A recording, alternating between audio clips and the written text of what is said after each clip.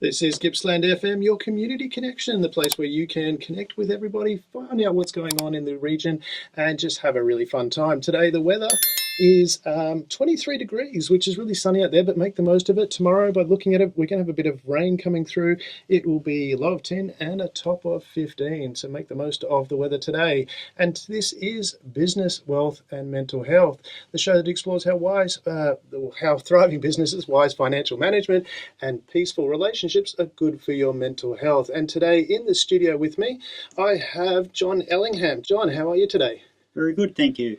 Now, you're a long-time Morwell resident. You've been here for a long, long time. 74 years. 74 years, so it's a decent... But you've seen a lot of change happen here, and you've also been through a bit of change yourself. Do you want to take us back in time? Because you're actually quite involved in the health space. What was the thing that drove you to actually want to do that? In 2015, I was diagnosed with prostate cancer. Right. And that was a severe shock to the system, I can assure you, at the time. And it took a lot of my mental strength to get over that initial shock. It was probably harder on my family than it was on me. Yeah. It was something I just had to deal with, whereas the worry and concern from my family was even more devastating than I think what it was for me. Well, that's an interesting point that you raised there, because a lot of times when you're going through that process, you probably don't realise the impact it has on others around you as well. No, you don't. You absolutely don't. See, I kept it from them for a period of time, just because I had to deal with it myself, and that, in hindsight, was a mistake. So why did you, when you say you had to deal with it yourself, what was it that stopped you from sharing that? I'm the sort of person that has to get it fixed in my own brain first, and I have to get the idea right, and I have to resolve it in my own brain so that I've got a strategy for how do I deal with this. Right. And that's not uncommon, especially for guys. That's quite normal. Well, yeah, in hindsight now I know that guys tend to bottle things up a lot more than what females do. Yeah. And, as I say, it was a mistake. So how did you, when you actually, how did you actually deal with that? When you say, what helped you overcome that factor? Because, I mean, I'm talking at this time here, you probably didn't know what the outcome was. No, it was a progression of issues. I had to deal with it in a sequential fashion. There was no point jumping to the conclusion, oh, you're going to die. Yeah. That was the last thing in my mind. Mm-hmm. I needed to know what it was. I needed to know how severe it was. I needed to know what the progress was. I needed to know the options available for being able to resolve or get rid of the cancer. So until I had all those steps in my mind fixed and understanding where I was going, I needed to do all that before I sort of started talking to other people about the problem I had.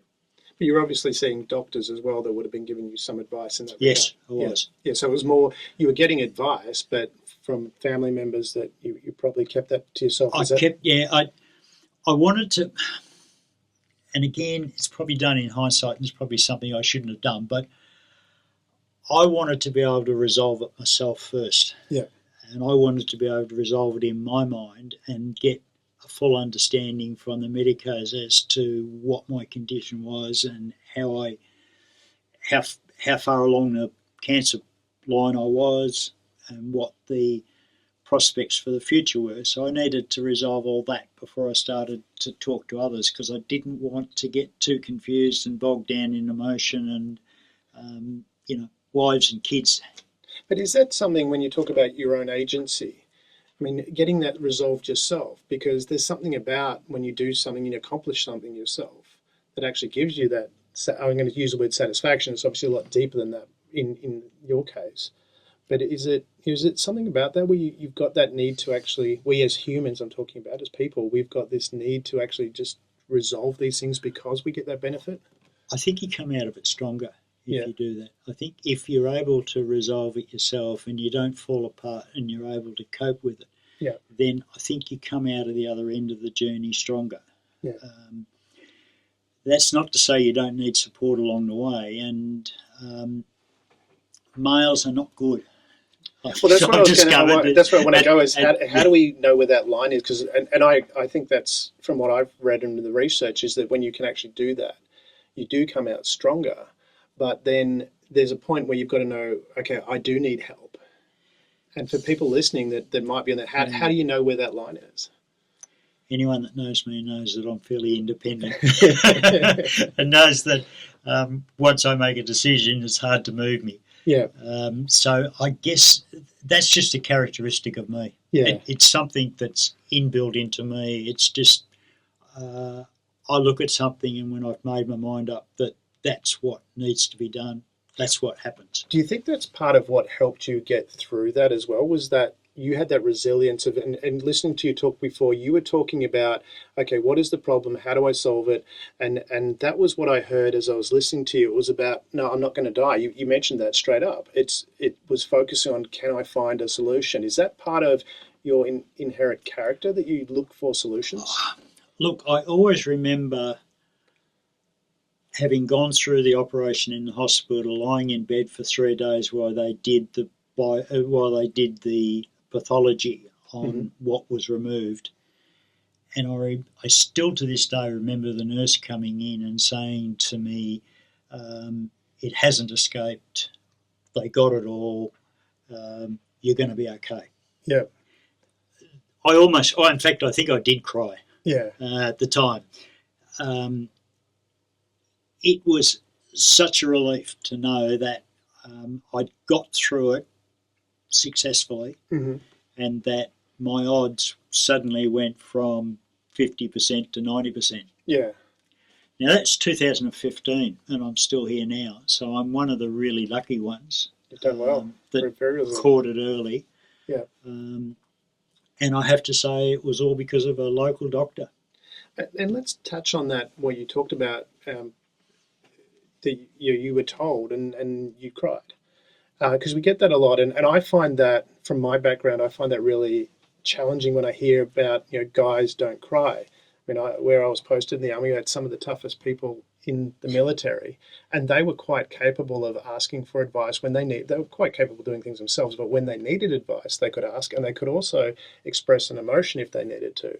How important is that, do you think, for that release of that emotion for guys to know that it's not running around crying everywhere, but at the appropriate time? I think it's important. It's not something that comes to me naturally, I'd have to say. It's something that is a pretty deep down emotion. Yeah.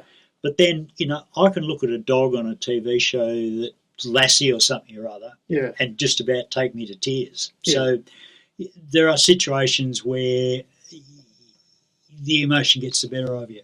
I remember that. I was with my son watching the Cars movie, and there was a point in the cinema where I was pulling my eyes out. Well, let me give you another good example of it.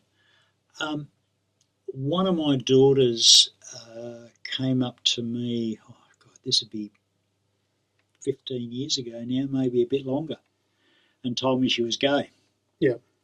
Now, that had all sorts of emotions attached to it. Yeah. But one of the things that was so pleasing to me was that she trusted me enough to be able to tell me. Yeah. And that she didn't need to. Yeah.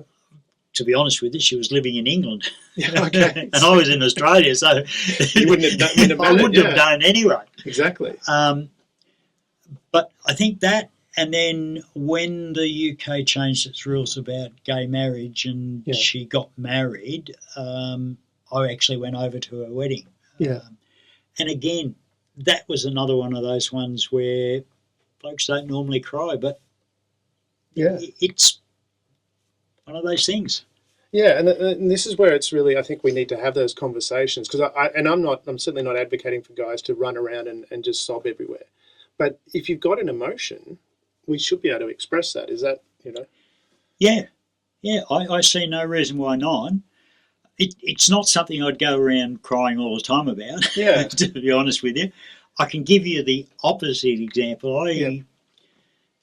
a long time ago, I worked for the SEC, and I had a female manager who one day wanted me to do something that clearly was wrong. Yeah. And there was no way I was going to do it. Mm. And she turned the tears on. Yeah. To try and convince me to change my mind. Now, that's a use of tears that's just not going to win with me. No, I agree. You can't manage somebody by trying to turn on emotions to get what you want, when somebody's disagreeing. And, it's the same in politics. If anyone cries because they're not getting their way, well, they need to toughen up a bit. Yeah, well, into politics, you definitely got to toughen up a bit.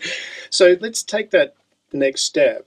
When you told your family, I'd imagine that you might have got slapped around a little bit. Trust me, I did. Yeah. I got very slapped around. Yeah. But how did that then impact you going forward? How did it, now, see, when you look back, hindsight's always 20/20. We can all look back and go, oh, we should have done that.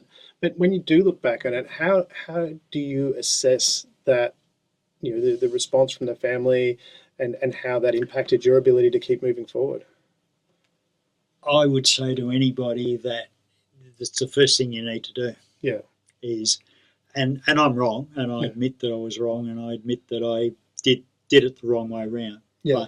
But without your family support, the road can be pretty lonely. Yeah. And pretty difficult.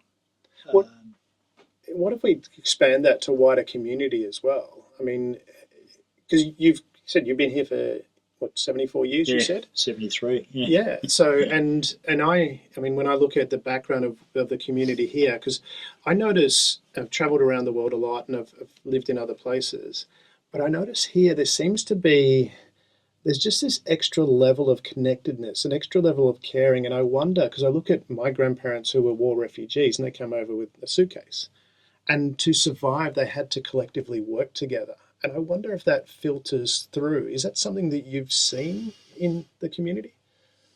I think that's gone. Yeah. I did spend 2 years working in England on a scholarship, so I've had some experience of the UK and Europe. Yeah. And I'd have to say that the culture in the small UK villages is far superior to anything I've seen here. Oh, okay. Yeah. Anything. We had a next door neighbour that adopted one of my children as their grandchildren, and there's absolutely no relationship whatsoever. Other than right up until when they died, they sent birthday cards not only to her but to the subsequent 2 daughters that they've never met because they were born here. That's the sort of culture that exists in small rural towns in the UK. Yeah. It's a far more integrated culture. Mm-hmm. It's a far more concerning culture. Yeah. Let me give you, off track for a minute, but let me give you a good example. Mm-hmm. If you drive a motor car in the UK and you're on a busy road and there's cars coming in from the side, guarantee you those cars on the main road will let every car on the side in if you stopped. Yeah, okay. Guaranteed. Yeah. Because it's the culture. And what the difference is this, in my view. Roads in England and Europe were made for horses and carts and people to walk on. Yes. Roads in Australia were made for motor cars. Yes. And the Australian public thinks that that's the only thing that's allowed on roads in Australia is motor cars. Yeah. So I own that bit of road, and nobody, come hell nor high water, is going to take that piece of road off me. And I think that's the view of Australians, and that's quite different to the view in Europe. Yeah. So how do we build that culture up back here? Because, I mean... I think there's only one way to do it. Yeah. And I think that is that people at all levels of leadership in the society have to get down to the people level and understand what people want, communicate with people, and then to be able to reflect those views. It doesn't, in my view, happen at a state level. Yeah. And it certainly doesn't happen at a federal level.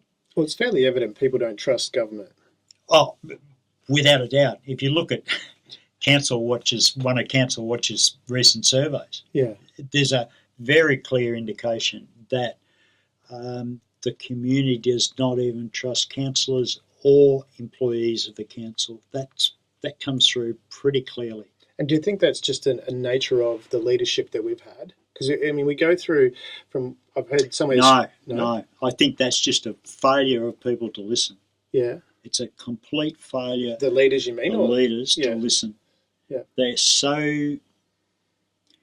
are so involved in their own circumstances that they just don't see the bigger picture. Well, that's what I'm wondering again, coming back to that community, because community was really about, when you look at some of the great leaders throughout history, they were all about helping other people. Their focus was other people. And one example, I didn't know, I only learned about this recently, but apparently George Washington, who was first president of the United States, he was that popular that he could have effectively been emperor of the United States and written a constitution any way he wanted, and he could have been supreme ruler. But he said, no, I'm not doing that. It's for the people. And he stood away after his second term, and that's why they do that now. Do you think that's a character trait that we might have lost? Oh, definitely. Yeah. I think a good example of it is Princess Diana. Yeah. I think Princess Diana was one of those characters that could lead people, that could take people along with her. Yeah. And I think that's what got her killed in the end. But that's another story. Yeah. But I think she was one. Yeah. I think Bob Hawke was one. Yeah. I think in his own way Paul Keating was one, but Paul Keating was such an arrogant person. He was the most arrogant politician I think I've ever met in my life. Do you think there is a difference, though, between, because I think a lot of people care, but they just might not have the skill and they're not really looking deep enough. They think they're caring, but they're not, as you said, they're not listening. I think that's the problem with most politicians today. Yeah. I think Paul Keating was the complete opposite. He was somebody that had all of the skills, and he could bend words to whatever he wanted them to do. Yeah. But I don't think he was really good at interfacing with people. I don't think he was good at, in fact, I know he was not good at communicating with people. Yeah. He had ideas and knew where he wanted to go, and you have to admire him for that. Yeah. But people's skills were not one of his strong points. So you've been here for 73 years now, and you're running for council in the current elections. What is it about that you wanted, that you see in this region that's, I mean, you've stayed here for 73 years. What is so great about it from your perspective? I saw a community of Morwell that was very vibrant 15 years ago. Yeah. Slowly but surely, and it happened about the same time that Loy started to be constructed. Yeah. The movement away from Morwell towards Traralgon started to occur, and vested interests started to get involved. Yeah. And then once that started to happen, everything was shifted from basically Morwell to Traralgon. Yeah. And I don't think that was the sole problem. Mm-hmm. I think allowing Mid Valley to be put where it was the death knell for the CBD of Morwell. Yeah. I think from that point on, it was never going to succeed. No matter what you do, no matter how you beautify it, at the end of the day, the businesses are split. Yeah. And it must be so disheartening for the business people of the CBD of Morwell. I just feel sorry for them. So in running for council, you identified there's some problems here. How do you see that they can be fixed? I think there's got to be a readdressing of the council so that more emphasis is put on areas outside of Traralgon. Mm-hmm. Let me give you a good example. In the recent windstorms, there were numerous trees blown over on the bike path that runs along Waterhole Creek through Morwell. Mm-hmm. Those trees are still there. Yeah. It was, in fact, residents that cut the trees down off the footpath so that people could reuse the footpaths. The remains of those trees are still there. In fact, they've been there so long now that the leaves have even gone brown on the trees. Now, the council's not even bothered to come and clean it up. Well, I spoke to the CEO about, I wrote to him, I didn't speak to him, and he did respond and said that they've got a plan. It's going to take about 6 weeks to clear up. Yeah, it started in Traralgon. Okay. And again, I hate harping on it, but the focus, unfortunately, Yeah. is on Traralgon. Let me give you another good example. Yeah. I do a lot of bike riding. Mhm. I do it for health reasons. I do it because I know that from a health point of view, and having had prostate cancer, that the fitter you keep yourself, the less likely that you're going to get other problems. Yeah. So I do a lot of bike riding. An instructor invited me to join the More Leisure Group cycling group, which I reluctantly agreed to. Yeah. When I saw the quality of the equipment that's being used in Morwell, I was flabbergasted, to say the least. Yeah.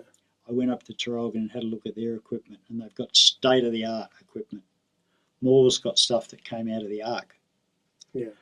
When I asked council, well, how about shifting it around the towns on a 12-monthly basis to Morwell, Moe, Churchill, so that we all get a chance equally at some of that state-of-the-art equipment? They said no. Yeah. It's on a lease, and the lease company refuses to allow it outside of Traralgon. And I thought, that's a bit strange why a lease company would concern themselves with where the equipment was. Yeah, if they're paying a lease. Yeah, if they're being paid, then and it's being looked after, I can't see what concern they would have. In the end, the council said to me, sorry, John, we dropped the ball. We just forgot about Morwell. Yeah. And we didn't recognise how old that equipment was. We just took our eye off it. And sorry, but we've got no money to replace it. So is that part of that, again? It's part of that reasoning. Communication?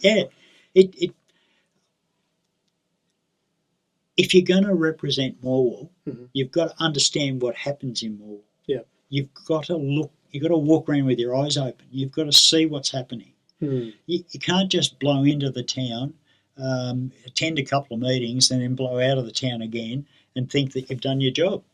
That's not what you're there to do. And is that because that has come up a lot, and when we're talking about community and people's mental health, I mean, just that aspect of being listened to is really important for a community. Do you think that's something that we're really missing? We are. Yeah. Without a doubt. You have a look at the people and you go and talk to them about what their concerns are. Just the fact that you're talking to them. Yeah. Just the fact you've taken your time to say, look, I'm standing for Morwell. Yeah. This is what I'm standing for. You can see their faces. Yeah. You can see the joy on their faces that somebody is actually listening to them. Somebody's taken the time to want to talk to them, not preach to them. Yeah. Not stand on high and say, I'm here, I'm the saviour. Yeah. Actually listen to them and say, well, what are the things that concern you? Yeah. And I can tell you what they are. Nobody listens. Yeah. You're wasting time talking to the council because they don't do anything. Mm. Now, I don't necessarily accept that completely as a statement of fact, but that's the view of the people. Mm.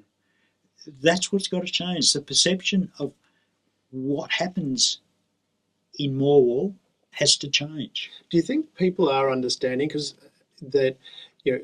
there's a lot of problems, and it doesn't matter, there's always going to be more problems than there are resources to fix. Do you think people are understanding, if they know what's going on and they've been listened to, that not everything can be fixed at once, that we've got to go through a process? As long as they see something happening. Yeah. They've got to see progress. Yeah. And all the progress I see at the moment is everything has to go to Traralgon. Yeah. That's the only progress I see. And if you raise it with council, you get two things they say to you. Oh, you've got a rose garden and you've got an art gallery. Yeah. Now, that's it. That's the end of the list. Yeah. The rose garden, as I understand it, is done by volunteers. Yeah. So it doesn't have a lot of council involvement. It might be council land, but I think they get some funding as well. Yeah. They probably do get some funding, but the roses are pruned by volunteers, as I understand it. Yeah. So, that's not a big expense for the council. Yeah. And an art gallery, well, it's a leftover town hall. They had to do something with it. Yeah. So they stuck an art gallery in it, and, that's the centre of the town. So moving, because we're nearly at the end of the show, tell us a bit about why, well, we've touched on politics, so tell us a bit about why people should vote for you. Because I'm in the community. I've always been in the community. I've always acted in the interests of the community, whether it's been Moore Community Health Centre, whether it's been Moore Park Primary School, whether it's been Kernai Primary School, whether it's been Maryvale Primary School, whether it's been a probation officer in the town. I've done whatever I could to further the interests of people in Moore, and that's my focus. That's always been my focus. In fact, my wife says it's been too much of my focus. But that's what I see as important. And what I see as important at the moment is a CBD that's falling apart. I'm not sure how you fix that. I'm not sure it is fixable, to be honest with you. There's no money left, so there's no infrastructure going to be built in the near term because council just doesn't have any money. They can't even replace the bikes. Is that an efficiency thing, or is it there's not? Who knows? I haven't been on council, so I don't have enough detail to know where all the money's gone. But the messages that I get when I ask for replacement bikes and get told we haven't got any money, suggest to me that they're running with very little in reserve. Fair enough.